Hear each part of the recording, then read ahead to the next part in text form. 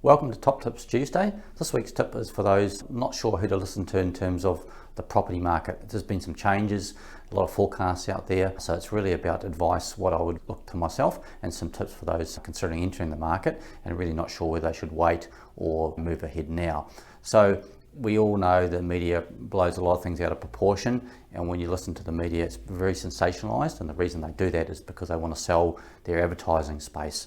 So what I personally always do is refer back to those industry experts that have seen lots of market corrections and market changes. So those experts have seen property markets go up, go down, seen a lot of climate conditions, GFCs, share market crashes, global pandemics, and they're the ones that really have seen that and weathered the storm and built their property portfolios even those turbulent times. So again, I know I speak to a lot of homeowners and investors, and a lot of people have just really got that fear at the moment, just really not sure which way to move or what's going to happen.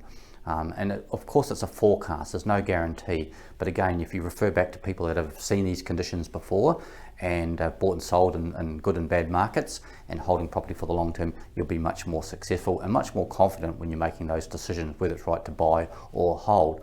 So in the current market, some of the experts I currently listen to are Michael Matusik, Terry Ryder, Michael Yardney. So these are very successful property investors who've built up their property portfolios and given lots of clients great advice over the last 20 to 30 years, and are still advising clients to buy property in the right areas. But it's all about knowing your numbers and the research and data behind that. So I run webinars for property investors, and I refer back to personally use CoreLogic RP data. So it's probably the most widely respected data provider of property values in Australia. So the things that you need to look out for is a combination of statistics, things like it's not just the vacancy rate, it's not just the auction clearance rate, it's not just the capital growth or decline, it's a whole number of factors, and also having experience in the local industry as well, because that area that you're looking to invest in could be different from the market averages.